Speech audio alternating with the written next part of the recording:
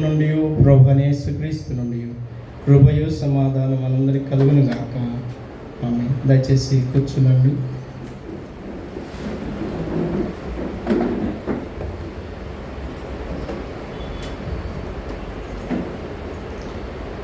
రోమపత్రిక 8వ అధ్యాయము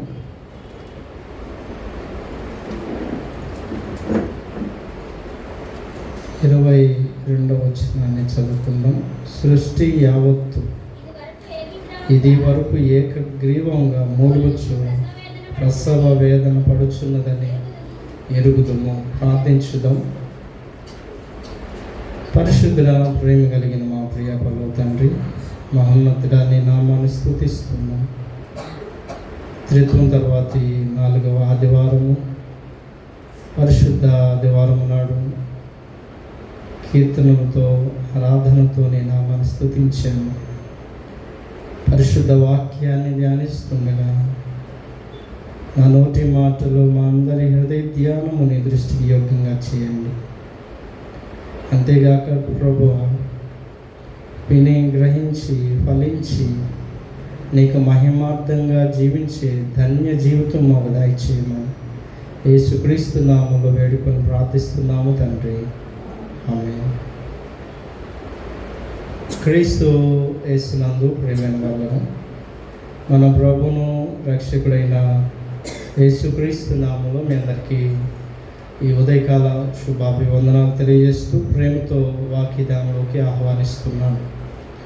చదవబడిన 2 వాక్యాలు మీరు విన్నారు.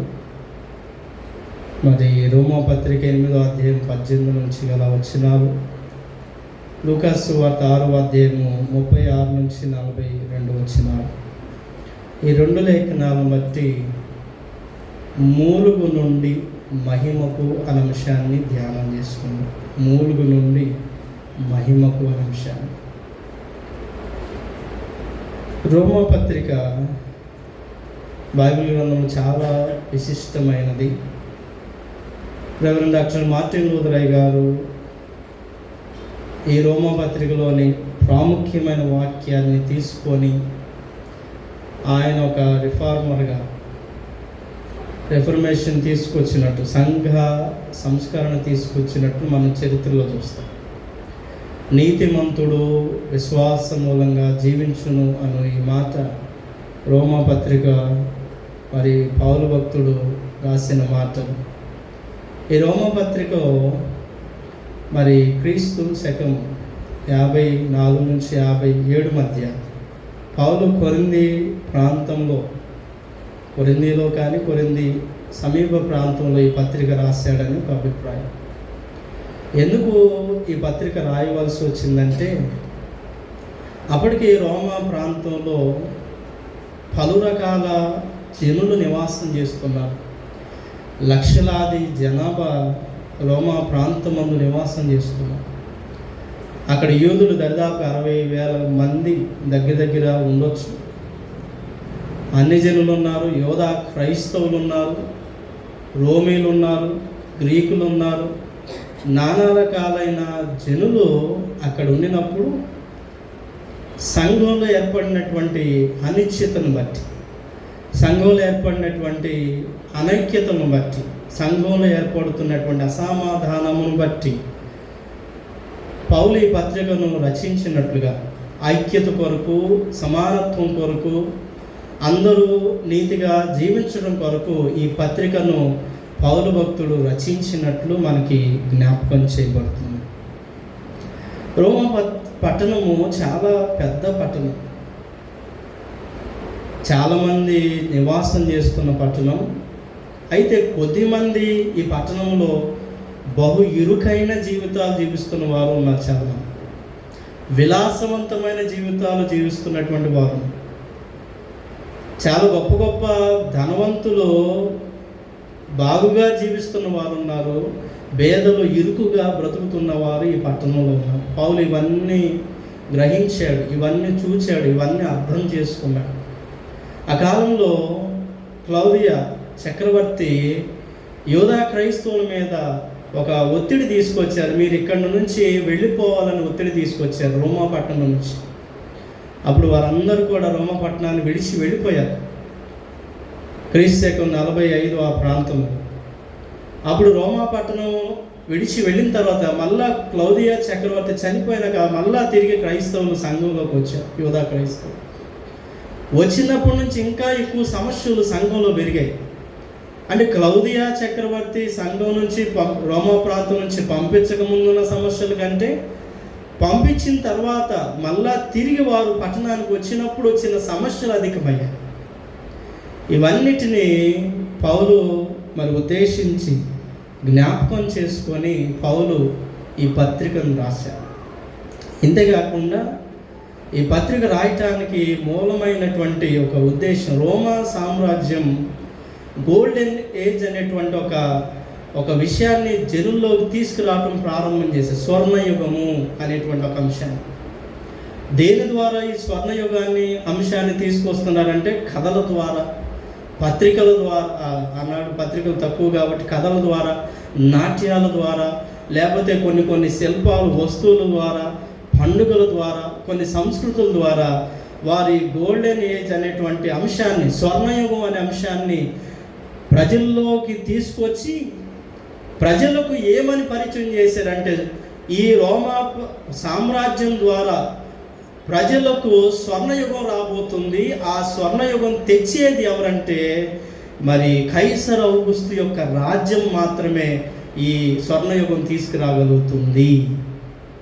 ప్రజలు సుభిక్షంగా క్షేమంగా ఉండాలంటే ఈ స్వర్ణయుగం వస్తేనే అనే ఒక విధానాన్ని ప్రజల్లోకి తీసుకొచ్చారు. దీన్ని ప్రారంభించిన వ్యక్తి కైసర్ ఔగుస్తు. కొంచెం మీరు చరిత్ర విన్న తర్వాత నేను వాక్యంలోకి వెళ్తాను. ఎందుకంటే వాక్యం అర్థం కావాలంటే చరిత్ర అర్థం కావాలి.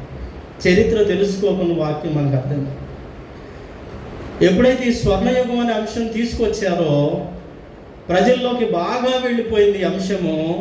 కానీ స్వర్ణయుగం ఎవరికి వచ్చింది అని అంటే ధనవంతులు అవటానికి, కోటీశ్వరులు అవటానికి, బేదలు ఇంకా కడుపుతో ఆకలితో ఉండటానికి, ధనవంతులు విలాసవంతమైన భవనాలు నిర్మాణం చేసుకోవటానికి, ఆకలి కొన్నవాడు ఆకలితో చావటానికి ఈ స్వర్ణయుగం చాలామంది జీవితాల్లోకి వచ్చింది.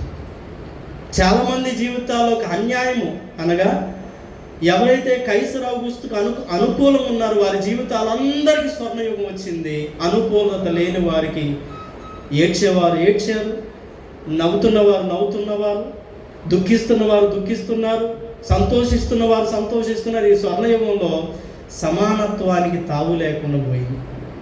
అందుకని పౌలు ఇవన్నిటిని పరిశీలన చేస్తూ ఇవన్నిటిని అర్థం చేసుకొని గ్రహించి ఈ రోమా పత్రికను పౌలు భక్తులు రాయటం మనం చూస్తాం.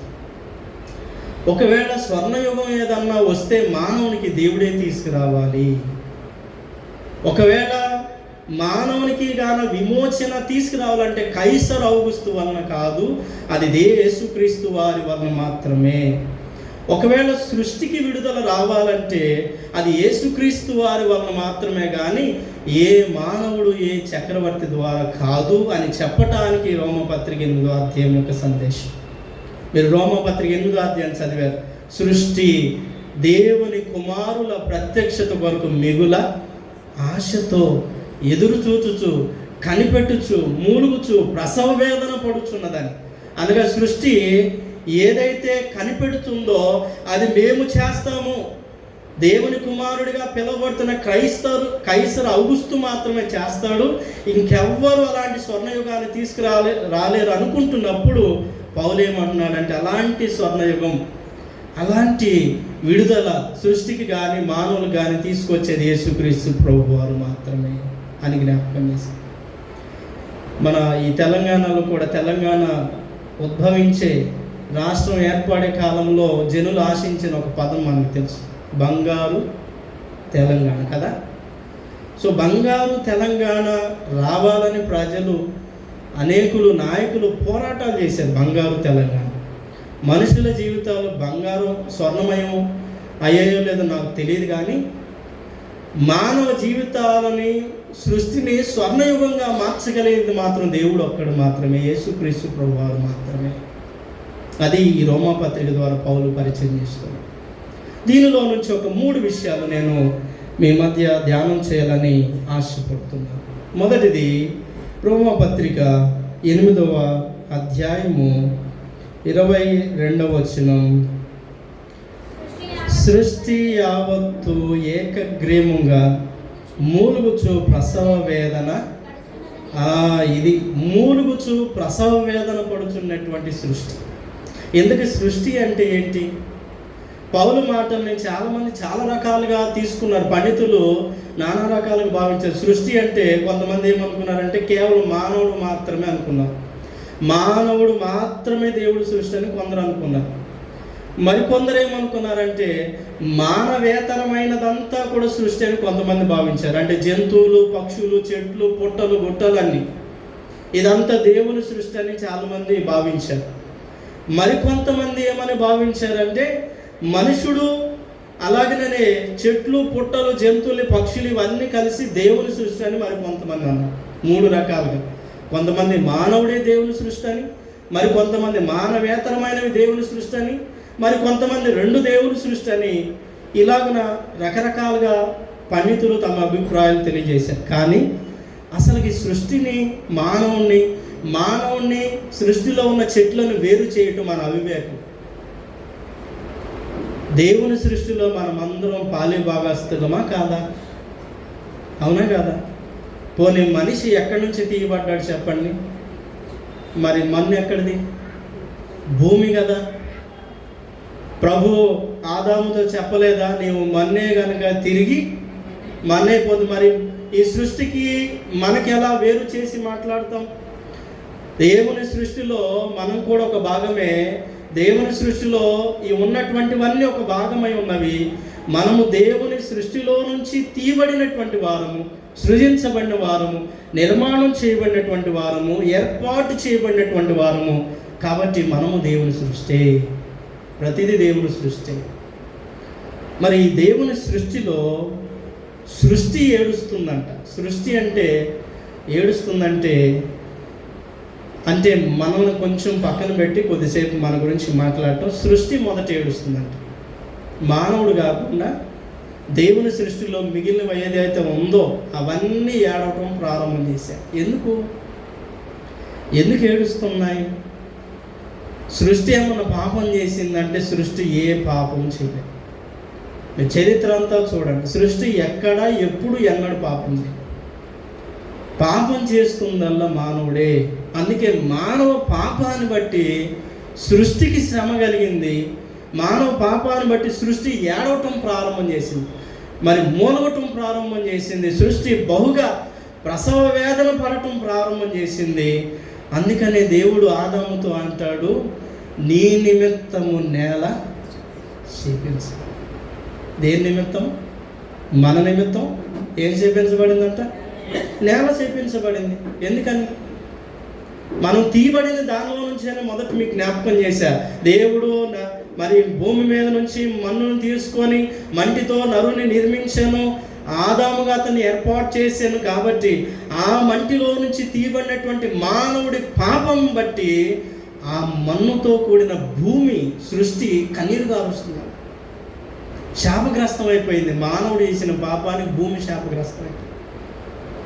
ఇంతేకాకుండా ఆదాము మొదలుకొని వచ్చినటువంటి ఆ పాపం ఏదైతే ఉందో ప్రతి మనిషి దాన్ని కొనసాగిస్తూనే ఉన్నాడు. దాని తర్వాత వారి సంతానమే కయ్యను హేబేలు చంపేశాడు. హేబేలు చంపినప్పుడు కయ్యను దేవుని మీద బహు కోపాన్ని వెల్లడి చేశాడు. దేవుడు కయ్యనుతో మాట్లాడుతూ దేవుడు కయ్యనుతో చెప్పిన మాట, నీ తమ్ముని రక్తము నేలలో నుంచి నాకు ఎక్కడి నుంచి అంట? ఇది మానవ చరిత్ర అంతా జరుగుతున్న అంశమే. ప్రతి ఏటా ప్రతి సందర్భాల్లో నీతిమంతుల రక్తాలు భూమి మీద ఒలుగుతున్నప్పుడు భూమి కన్నీరు గారుస్తుందంట. భూమి మొరపెడుతుందంట, ప్రభువా ఇదిగో నాలో నుంచి తీయబడినటువంటి మంటితో కూడిన మానవుడు నీతిగా బతుకుతున్నటువంటి వారిని చాలామంది వారి రక్తాలు చిందించారు. ఇదిగో వారి రక్తాలు ఇదిగో ఈ నా నేల మీద ఒలికాయి అని భూమి మొరపెడుతూ ఏడుస్తూ ఉన్నటువంటి అంశాన్ని జ్ఞాపకం చేస్తారు. ఆదికాండం 4వ అధ్యాయము 10వ వచనాన్ని చదువుకుందాం. ఆదికాండము 4వ అధ్యాయము 10వ వచనాన్ని. నీవు చేసిన పని ఏమిటి? నీ తమ్ముని యొక్క రక్తము నేల నుండి నాకు మొరపెడుచున్నది. కావున నీ తమ్ముని రక్తము నీ చేతిలో నుంచి పుచ్చుకొనుటకు నోరు తెరిచిన ఈ నేల మీద, నోరు తెరిచిన ఈ నేల మీద ఉండకుండా. ఆ నేల ఎంతగా బాధపడిందో, ఆ నేల దేవునికి సాక్ష్యాన్ని హేబేలు విషయమై మరి మొరపెడుతూ, హేబేలుని ఇదిగో బలాని వ్యక్తి చంపాడని దేవునికి మొరపెట్టి సాక్ష్యాన్ని చెప్పిన అంశం. కాబట్టి సృష్టి ఆదాము మొదలుకొని నేటి వరకు సృష్టి పాడు చేయబడుతుంది, సృష్టి నాశనం చేయబడుతుంది. సృష్టిని మనిషి తన స్వార్థ ప్రయోజనం కోసం, తన అనుకూలత కోసం, తన ఇష్టం కోసం, తనకున్నటువంటి కోరికల కోసం సృష్టిని నాశనం చేయటం ప్రారంభం చేసింది. సో సృష్టి అనాది కాలం నుంచి మొరపెడుతూ ఏడుస్తున్నప్పుడు ఈ సృష్టి మన జీవితాలకు ఎంత ఆశీర్వాదకరమండి. సరిగా ఈ భూమిని వినియోగించుకుంటే మానవుడు ఎంత ఆరోగ్యంగా ఉంటాడు. 104వ సంకీర్తన 15వ వచనంలో అంటాడు, నరులకు ప్రభు భూమిలో నుంచి ఆహారాన్ని ఇస్తున్నాడు, అవి మానవ హృదయాలను మెరుగుపరిచిను, మానవ హృదయాలను బలపరుచును, మనుషుల ముఖములకు మెరుగును పుట్టించునని భూమిలో నుంచి వచ్చే ఆహారం గురించి రాస్తాడు. 104:15వ వచనం, అందుమూలమున భూమిలో నుండి ఆహారమును నరుల హృదయమును సంతోషపెట్టు ద్రాక్షారసమును, వారి మొగములకు మెరుగునిచ్చు తైలమును, నరుల హృదయమును బలపరచు ఆహారమును ఆయన పుట్టించుతున్నాడు. కానీ ఇప్పుడు మానవుడు ఏం చేస్తున్నాడంటే ఒక ఆహారాన్ని తీసుకొని మరొక ఆహారంతో కలపటం ప్రారంభం చేశాడు. భూమిలో ఉన్న ఒక ప్రాంతపు ఆహారాన్ని మరొక ప్రాంతపు ఆహారాన్ని తీసి కలిపి దాన్ని పాడు చేసి ఉన్న చోట వేసినప్పుడు అది భూమిలో వ్యర్థమై భూమిని నాశనం చేయటం కూడా ప్రారంభం చేసింది. ప్లాస్టిక్ వచ్చేసింది. మానవ జీవితాల్లో అనేక రకములైన మరి పదార్థాలు తయారు చేసేసాం. భూమిలో ఎంకలేనటువంటి వచ్చే, వర్షం పడితే భూమిలో ఎంకలేదు, భూమికి వాటర్ లోపలికి పోదు, పైనే ఉంటుంది. ప్రకృతి మానవులందరూ నాశనానికి కారణం. ఇలాగూ అనేకమైన అంశాలతో భూమిని మానవుడు పాడు చేస్తున్నాడు. పూర్వకాలం నుంచి ప్రవక్తలు, 8వ శతాబ్దపు ప్రవక్తలు, 7వ శతాబ్దపు ప్రవక్తలు గొంతెత్తి మాట్లాడారు. ఇర్మియా ప్రవక్త గొంతెత్తి మాట్లాడారు, మీ నిమిత్తమై భూమి ఏడుస్తుంది, దుఃఖిస్తుందని రాశాడు 4వ అధ్యాయం. అలాగే హోషేయ ప్రవక్త మరి తన మాటలు జ్ఞాపకం చేసుకుందిగో మీ నిమిత్తము నేల దుఃఖిస్తుందని రాశాడు. అలాగే యెహెజ్కేలు ప్రవక్త మీ నిమిత్తము ఇదిగో ఈ నేల ఎంతో మూలుగుచున్నదని రాసుకొచ్చాడు. యెషయా ప్రవక్త 24వ అధ్యాయంలో మీ నిమిత్తము నేల మూలుగుచున్నది, ఏడుస్తుంది. ఇంతకీ మీరందరూ ఒక మాట అనొచ్చు, పాస్టర్ గారు నేల ఏడిస్తే మాకేంది అనొచ్చు. నేల ఏడిస్తే మాకేంటి? మళ్ళా చెప్తున్నాను, మనం తీయబడింది, దానిలో నుంచి మనం పోవలసింది, మనం తినవలసింది, మనం జీవించవలసింది. సో దానికి మనకి సంబంధం లేదా? నాకెందుకు, నా కుటుంబం నాకు గడుస్తుంది, నా తిండి నేను తింటున్నా, కష్టపడి ఉద్యోగం చేసుకున్నా, వ్యాపారం చేసుకున్నాను, నేను ఇల్లు కట్టుకున్నాను, రోజు గడుస్తుంది అంటే నీకు భూమికి నాకు భూమికి ఎంతో ప్రాముఖ్యమైనటువంటి దేవుడు ఏర్పాటు చేసిన బంధం ఒకటి ఉంది. ఆ బంధము నీవు చెరుపుతున్నావు, నేను చెరుపుతున్నాను, మనమందరం కలిసి ఏకగ్రీవంగా ఈ సృష్టిని పాడు చేయటం ప్రారంభం చేశాం. మన మధ్య పిచ్చుకలు ఎక్కడ ఉన్నాయండి? ఉన్నాయా? ఏ జీవిని మనం అంతరింపజేస్తున్నామో మన జీవితాలకు అంత ప్రమాదాన్ని తెచ్చుకుంటున్నాం. కందిరిగా మన జీవితాల నుంచి వెళ్ళిపోయిందంటే మనం ఎక్కువ ప్రమాదం తెచ్చుకున్నట్టు. తూనీగలు కనపడతల్లా. ఎందుకని? వర్షం వస్తుందన్న సందేశాన్ని ఇచ్చేవి ఏంటి?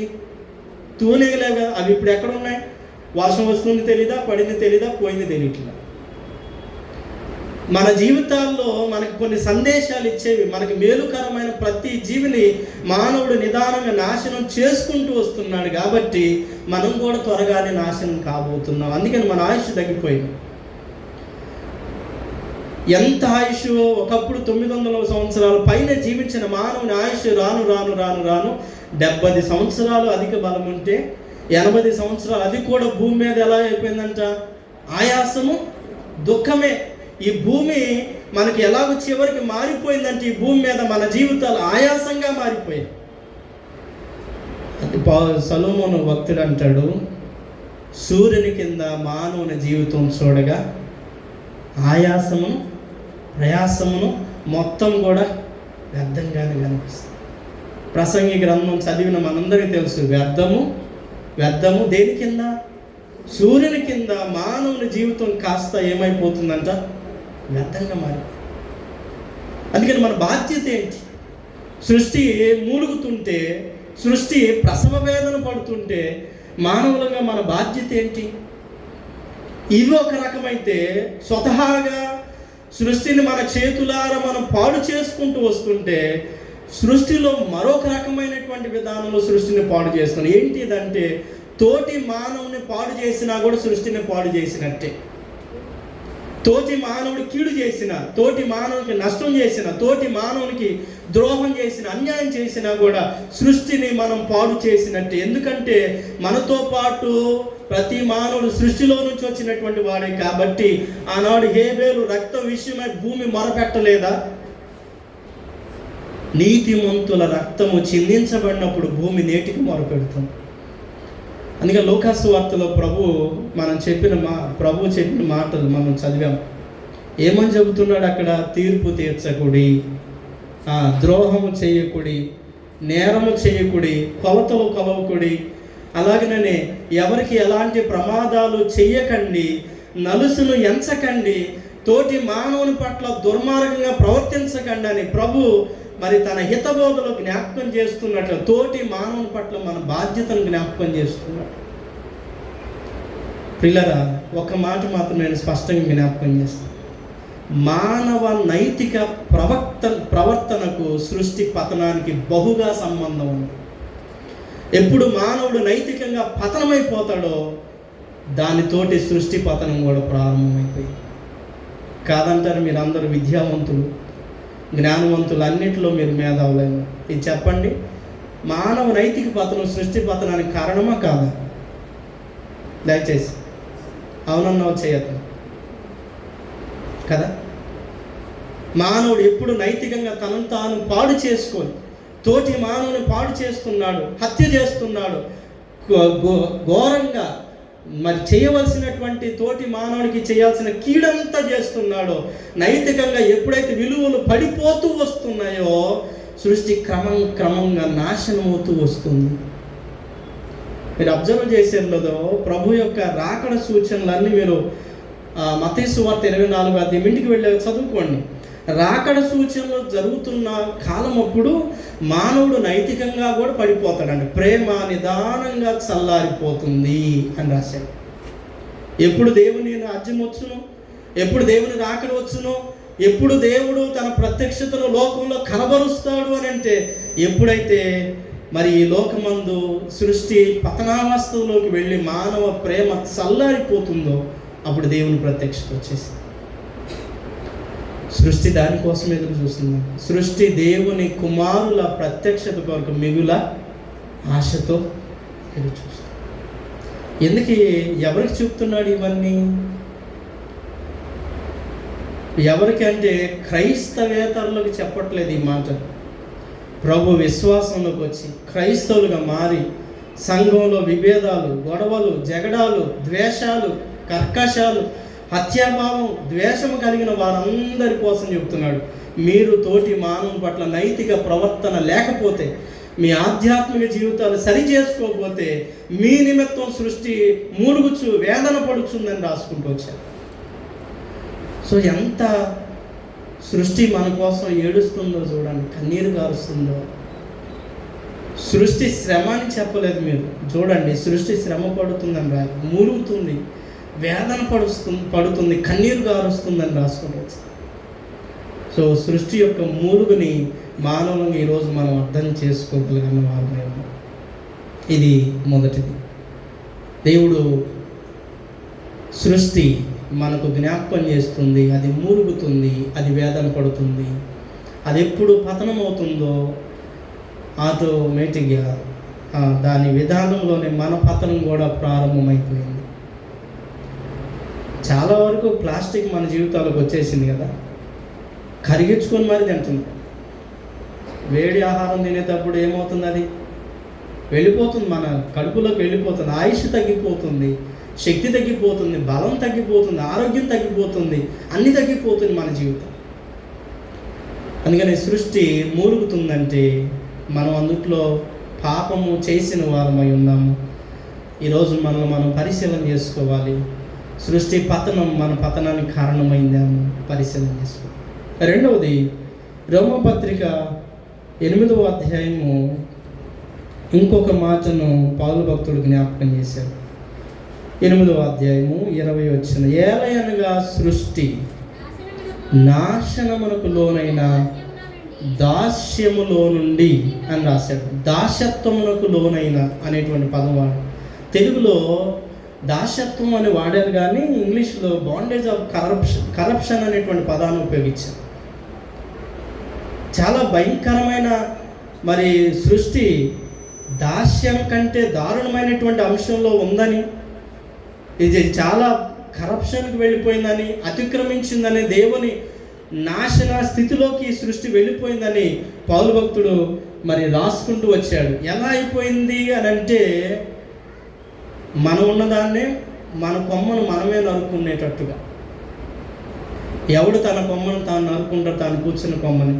తెలుగులో ఓ సామెత ఉంది, కంచె చేనుని మేసింది. సృష్టిని ప్రభు ఏలమనిచ్చాడు, సృష్టిని పరిపాలించాడు, సృష్టికి అధికారం, సృష్టి మీద మనకు బాధ్యత ఇచ్చాడు, సృష్టిని బాగుగా నిర్వర్తించమని బాధ్యత ఇచ్చాడు. సృష్టిలో మానవుడు కౌలుదారుడు, కాపలాదారుడు. మానవుడు తన కాపలాదారత్వాన్ని స్పష్టంగా సృష్టి మీద చెయ్యాలి. కాపలాదారుడే తన చేనును మింగేస్తే, తన చేనును పాడు చేస్తే, తన చేనును నాశనం చేస్తే మరి ప్రభు వచ్చి సమాధానం అడగడా? యజమానుడు వచ్చి దాని గురించిన మరి తీర్పు తీర్చడా? కాబట్టి సృష్టిని దాస్యత్వానికి, నాశనానికి లోబరుస్తున్నామేమో, నీ చేతులారా నువ్వే నాశనం చేస్తున్నావేమో. ఎవడు తన కుటుంబాన్ని పాడు చేసుకుంటాడు? చేసేవారు ఉన్నారండి? సొంత కుటుంబాన్ని బాగు చేసుకుంటామే కానీ సొంత కుటుంబాన్ని ఎవరో పాడు చేస్తాము, ఎవరో నాశనం చేస్తాం. ఇది మన కుటుంబం కాదా? ఇది మనం జీవిస్తున్నటువంటి సృష్టి కాదా? ఈ సృష్టిని మన చేతులారా మనం పెంచి, మనమే బాగు చేసి, మనమే దానిని పాడు చేసేటువంటి వారంగా మారితే ప్రభు మనం ఖచ్చితంగా తీర్పు తీరుస్తాడు. సో సృష్టి దాస్యత్వానికి లోనైంది.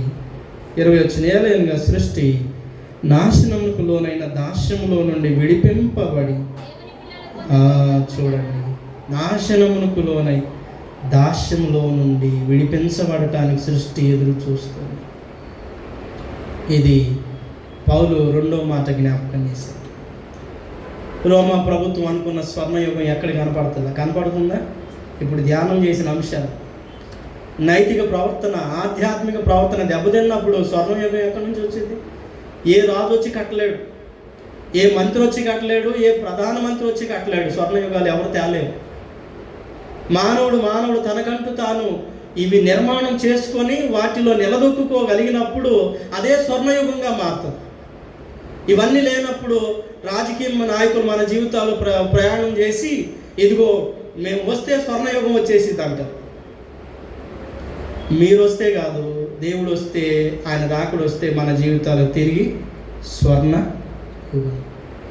అందుకే ప్రభు చెప్పాడు కదా, ఇదిగో నేను క్రొత్త సృష్టిని, క్రొత్త భూమిని ఏర్పాటు సృజించబోతుంది. మరి కొలస్సీ పత్రికలో పౌలు ఈ మాటలు జ్ఞాపకం చేస్తున్నాడు. 3వ అధ్యాయము 4వ వచనం, మనకు జీవమై ఉన్న క్రీస్తు ప్రత్యక్షమైనప్పుడు మీరును ఆయనతో కూడా మహిమయందు, ఆయన ప్రత్యక్షత ఇంకా రాలేదు. ఆయన ఎప్పుడైతే ప్రత్యక్షమవుతాడో మానవ జీవితాలకు, అప్పుడు తప్పకుండా మానవ జీవితాలు స్వర్ణయుగంగా మార్పు చెందుతాయి. ఇది రెండవది. మూడవది, అదే రోమపత్రిక 8వ అధ్యాయము 21వ వచనం, దేవుని పిల్లలు పొందబోవు మహిమగల స్వాతంత్ర్యము పొందుతున్న నిరీక్షణ గలదై స్వేచ్ఛగా కాక దానిని లోపరిచిన వారి మూలంగా. ఇక్కడ సృష్టి దేవుని పిల్లల మహిమ కొరకు. ఎందుకు దేవుని పిల్లలు అంటే ఎవరు? ఆనాడు కైసర్ ఔగుస్తు అనుకున్నాడు, సమాజానికి ఇచ్చిన సందేశం నేనే దేవుని కుమారుణ్ణి అని సందేశం ఇచ్చాడు. రోమీలు ఒక సందేశం తీసుకున్నాడు, గ్రీకులు ఒక సందేశం తీసుకున్నారు, యూదులేమో మేమే దేవుని పిల్లలం, మేము అబ్రహాము సంతానం కాబట్టి మేమే దేవుని పిల్లలమని యూదులు బహుగా ప్రచారం చేసుకుంటూ ప్రారంభం చేశారు. అందుకే యేసుప్రభు వారు అన్నాడు, మీరు మీ తండ్రి అబ్రహాము కాదు కానీ మీ తండ్రి సాతాను, అబద్ధానికి జనకుడు మీ తండ్రి సాతానని ప్రభు ఏనాడు యూదులకు చెప్పేశాడు. కాబట్టి ఎవరు ఏదనుకుంటున్నారో, యూదులు మేము దేవుని బిడ్డలం, రోమీలు ఇదిగో మేము దేవుని బిడ్డలమని, లేకపోతే కైసర్ ఔగుస్తు నేనే దేవుని కుమారుని అనుకుంటున్నప్పుడు పౌలు అంటున్నాడు, మీరెవ్వరు దేవుని కుమారులు కాదు. ఎవరు మరి దేవుని కుమారులు? 8వ అధ్యాయం 14వ వచనంలో చెబుతారు, దేవుని ఆత్మ చేత ఎందరు నడిపించబడుదురో వారందరూ దేని చేత? దేవుని ఆత్మ చేత. ఎంతమంది నడిపించబడతారు? ఎవరు దేవుని ఆత్మలో నిలిచి ఉంటారో, ఆ ఆత్మ వారిని నడిపిస్తుందో వారు మాత్రమే దేవుని పిల్లలు. ఆ పిల్లల ప్రత్యక్షత కొరకు సృష్టి ఎదురు చూస్తుంది. ఆ పిల్లలు మహిమపరచబడాలి, ఆ మహిమలో ఆ పిల్లలు ఉంటానికి, ఆయన మహిమలో పాలిభాగస్తులు కావటానికి సృష్టి మిగుల అపేక్షతో ఎదురు చూస్తుందని రాసుకుంటూ వచ్చారు. అయితే సృష్టి ఒక పని మాత్రం చేస్తుందని పౌలు చాలా చక్కగా రాశారు. ఆ పదం బాగుంది, శ్రమ పడుతుందని రాయలేదు. లేకపోతే సృష్టి మరొక విధానంలో ఈ సమస్య నాకెందుకని ఓర్పు కోల్పోయిందని రాయలేదు. సృష్టి మిగుల మూలుగుచు ప్రసవ వేదన పడుతుంది. అంటే ప్రసవ కాలం ఉన్న స్త్రీకి ఒక నిరీక్షణ ఉంటుంది. ఏం నిరీక్షణ? తప్పకుండా నేను ఒక బిడ్డను కంటాను, క్రొత్త జన్మ ఒకటి వచ్చింది, క్రొత్త శిశువుని చేతిలో తీసుకుంటాను, క్రొత్త ధనము నా చేతులారా నేను చూడగలుగుతానని ప్రసవ కాలము ఉన్న స్త్రీ ఆ ప్రసవ వేదనంతా అనుభవించింది. 9 మాసాలు లేదా 10 మాసాలు ఆ వేదనను, ఆ బరువుని భరిస్తూ కూర్చున్నది ఆ స్త్రీ. అంటే సృష్టి శ్రమ పడిందని రాయలేదు కానీ ప్రసవ వేదన పడుతుంది. అంటే సృష్టికి ఒక నిరీక్షణ ఉంది. ఏదో ఒక రోజుకి ఈ సృష్టి తప్పకుండా పునరుద్ధరించబడుద్ది, సృష్టి సరిచేయబడుద్ది, మానవుడు సరిచేయబడతాడు, అన్ని రకాల విషయాలు సృష్టిలో అన్నీ కూడా సరిచేయబడతాయి అని మూలుగుతుందంట. ప్రసవ వేదన పడే స్త్రీ ఏం చేసింది? ఆ పదం ఏంటి? మూలుగుతుంది. ఆ స్త్రీ కనేటప్పుడు ఏం చేస్తుంది? మూలుగుతుంది. ఆ మూలుగు తర్వాత వచ్చేటువంటిది చక్కటి 12 బిడ్డల చేతులు తీసుకుంది. సృష్టి కూడా దానికోసం ఎదురు చూస్తుంది, మూలుగుతుంది. ఆ మాట చదువుకుందాం. 22వ వచనం, సృష్టి యావత్తు ఇది వరకు ఏకగ్రీవంగా మూలుగుచు ప్రసవ వేదన పడుచున్నదని ఎరుగుతాము. అంతేకాదు ఆత్మ యొక్క ప్రథమ ఫలము నొందిన మనము కూడా దత్త పుత్రత్వం కొరకు, అనగా మన దేహము యొక్క విమోచన కొరకు కనిపెట్టచ్చు మనలో మనము. ఇక్కడ ఇంకో కొందరు కూడా మూలుగుతున్నారంటే ఇప్పుడు మానవం దగ్గరికి వస్తుంది. ఇప్పుడు వరకు సృష్టి గురించి మాట్లాడుకుంటూ వచ్చాము. సృష్టి మూలుగింది, సృష్టి వేదన పడింది. ఇప్పుడు మనం కూడా మూలుగుతున్నాం, మనం కూడా వేదన పడుతున్నాం. ఎవరు మనం అనంటే ఆత్మచేత నడిపించలేని వారు కాదండి. ఎవరైతే ఆత్మచేత విశ్వాసంతో నడిపించబడుతున్నారో వారు అనాది కాలం నుంచి కూడా మూలుగుతున్నారంటే ఈ సృష్టి కొరకు ప్రతి మానవుని క్షేమార్థమై మూలుగుతూ వస్తున్నారు. నీతిమంతులైన వారందరూ కూడా ఈ సృష్టి క్షేమం కోసమై, మానవ క్షేమం కోసమై మూలుగుతూ వస్తున్నారంట. ఎప్పుడు ఇది బాగుపడిద్ది, ఎప్పుడు ఇది బాగుపడుతుంది, ఈ సమాజం ఎప్పుడు బాగుపడిద్ది, ఈ ప్రజలు ఎప్పుడు బాగుపడతారు, ఈ మనుషులు ఎప్పుడు మారుతారని వారి కోసం ప్రార్థిస్తూ మూలుగుతూ కన్నీరు గారుస్తూ దేశం కోసం ప్రార్థించేటువంటి వారు ఉన్నారు. ఆనాడు దానియేలు దేవుని ఆలయం యెరూషలేము తట్టు మోకరెళ్ళి తన పాపం కోసం, తన పితరుల పాపం కోసం ప్రార్థన చేయలేదా? తన దేశం కోసం ప్రార్థన చేయలేదా? ఆనాడు యెషయా దేశము కోసం ప్రార్థన చేయలేదా? దేశం కోసము తన నోరును విప్పి, గలాన్ని విప్పి మాట్లాడలేదా? ఆనాడు ఇర్మియా గుండెలు అవిసిపోయేలాగా ఏడుస్తూ తన దేశము, తన జనాభా కోసం, ఇశ్రాయేలు యూదా జాతి వారందరి కోసం క్షేమార్థమై గుండెలు అవిసిపోయేలాగా ఇర్మియా ప్రవక్త ఏడవలేదా? కన్నీరు కారవలేదా? సృష్టి ఆది నుంచి నీతిమంతులందరూ కూడా మురుగుతూనే ఉన్నారు. ప్రభువా మా దేశాన్ని దీవించండి, ప్రభువా మా జనాంగాన్ని దీవించండి, ప్రభువా మా సంఘాన్ని దీవించండి, ప్రభువా మా కుటుంబాలను దీవించండి, ప్రభువా ఈ జనంలో చెడుతనం తీసివేయండి. మనమేమో నేను బాగుండాలి, నా కుటుంబం బాగుండాలి, నా కుటుంబం తిన్నదా, వారి సంపాదించాము, కూడబెట్టాము, ఇవన్నీ పిల్లరా. సృష్టి మన మీద కోపగిస్తే మనం ఏమాత్రం నిలువజాలము. ఒకానొక కాలానికి కొండలారా నా మీద వచ్చి పడండి అనాల్సిన కాలం వచ్చింది. ఓ గుట్టలారా నా మీద వచ్చి పడండి, ఈ వేదన, ఈ బాధ, నేను ఈ శ్రమ తట్టుకోలేను, తొందరగా నా మీద పడి నన్ను చంపేయండి అని అనాల్సి వచ్చిద్దేమో. సో దేవుని సృష్టి మన మీద కోపగించటానికి మనం కారకులమయ్యాము. ఓ పక్క సృష్టి మూలుగుతుంది, ఓ పక్క ఆత్మచేత నడిపించబడినటువంటి వారందరూ మూలుగుతున్నారు, ప్రసవ వేదన పడుతున్నారు మీరందరూ. సో సృష్టి మన మీద కోపగించడం ప్రారంభం చేసింది. ఎప్పటి నుంచో ప్రారంభం చేసింది, దాని తీవ్రత ఇప్పుడు పెరిగింది. మన ఈ మధ్య నేను విన్నాను, జపాన్లో ఒక రోజు ఒక సీజన్లో దాదాపు 900 సార్లు భూమి కంపించింది. అది ఎంతవరకు నిజం నాకు తెలియదు.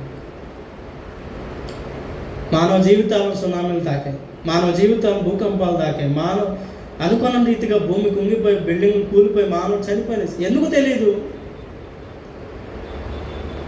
సృష్టి మన మీద కోపగిస్తే, సృష్టి మనకు వ్యతిరేకంగా ప్రయాణం చేస్తే పిల్లలు మనం ఏమవుతాం ఆలోచన చేస్తాం. సృష్టి ఎప్పుడు మన మీద కోపగించడానికి ప్రయత్నం చేయలేదు, కానీ సృష్టిని నీవు పాడు చేయటం వల్ల అది నేను నాశనం చేయడానికి కారణమైంది. సో ఈ ఉదయకాలం ముందు దేవుని వాక్యం మనతో మాట్లాడుతాం. దేవుని పిల్లలమైన మనము ఈ సృష్టిలో, ఈ సృష్టి బాగు కోసమై, ప్రతి మానవుని క్షేమార్థమై తప్పకుండా మనం మన జీవితాలు పని చేయగలగాలి. తినటం, తాగటం, పనుకోవటం, ఉద్యోగ వ్యాపారాలు, కుటుంబాన్ని నిర్మాణం చేసుకోవటమే కాదు, వీటితో పాటు సృష్టి నిర్మాణం కూడా మన బాధ్యత ఉంది. సృష్టిని కూడా కాపాడాల్సిన బాధ్యత నాకు నీకు ఉంది. ఎందుకంటే నీవు నేను కాపలాదారులు సృష్టికి. దేవుడు నిన్ను నన్ను బాధ్యతగా సృష్టిలో అప్పగించి పెట్టాడు. అది తోటి మానవుని పట్ల, చెట్ల పట్ల, పుట్ల పట్ల, గుట్టల పట్ల, అన్నిటి పట్ల మన బాధ్యత ఉంది. వాటిని విస్మరించి ఒక పక్క చెట్టును నాశనం చేస్తాం, ఒక పక్క పుట్టను నాశనం చేస్తాం, ఇంకో పక్క మనిషిని నాశనం చేస్తాం. అందుకే లూకాసు వార్తలో ప్రభు ఈ బలమైన సందేశం ఇచ్చాడు. అది చదువుకొని ధ్యానం మనం ముగించుకుందాం. లూకాసు వార్త 6వ అధ్యాయము 37 వచనం 36 నుంచి చదువుదాం. కాబట్టి మీ తండ్రి కనికరం గలవాడై ఉన్నట్టు మీరును కనికరం గలవారై ఉన్నడి, తీర్పు తీర్చకుడి, అప్పుడు మిమ్మల్ని గూర్చి తీర్పు తీర్చబడదు. నేరం మోపకుడి, అప్పుడు మీ మీద నేరం మోపబడదు. క్షమించుడి, అప్పుడు మీరు క్షమించబడదురు. ఇయ్యుడి, మీకు ఇయ్యబడును. అణచి కుదిలించి దిగజారున్నట్లు నిండు కొలతతో మనుషులను మీ ఒడిలో కొలుతురు. మీరు ఏ కొలతతో కొలుతురో ఆ సృష్టిని, మానవుణ్ణి, పక్షిని, చెట్లను ఏ కొలతతో ఈ లోకంలో ప్రతి దాన్ని మనం కొలుస్తామో దాని కొలత మనం తిరిగి. సో దేవుని ఆత్మచేత నడిపించబడే వారందరూ కూడా క్షమిస్తారు, తీర్పు తీర్చారు, ఇవ్వటం నేర్చుకుంటారు, తోటి మానవుల్లో నలుసు చూడక దగ్గర చేర్చుకుంటారు, కుదిలించరు, అనచరు, నాశనం చేయరు, కనికరం గలవారై దేవుని సృష్టి నిర్మాణంలో ఈ ఆత్మతో నడిపించబడే వారందరూ పాలి భాగస్వాముతారు. సో ప్రియులారా, ఈరోజు దేవుని సన్నిధానంలో, దేవుని రాజ్య నిర్మాణంలో, సృష్టి నిర్మాణంలో, సృష్టి ఎదుగుదలలో, సృష్టి అభివృద్ధిలో నీవు నేను పాలి భాగస్వామి కావాలి. బాధ్యత రాహిత్యంగా ఉండడం. సృష్టి కాస్త ఏమవుతుందంటే లక్ష్యాన్ని కోల్పోయింది. సృష్టి లక్ష్యం ఏంటో తెలియట్లేదు. మానవుడు ఎవడో తెలియదు. అసలు ఈ సృష్టి ఏమిటనే సృష్టి బాధ్యత ప్రతి మానవుడు విస్మరించాడు, దాని లక్ష్యాన్ని విస్మరించాడు, దాని విలువలను విస్మరించాడు, దాని పద్ధతులు విస్మరించాడు. ఏ కాడికి తిందాము, నరుక్కుందాము, లేదా దోచుకుందాము, దాన్ని తీసుకొచ్చుకుందాం, దాన్ని మింగుదాం, ఇదే ధ్యాసలో మానవుడు ఉండిపోయాడు.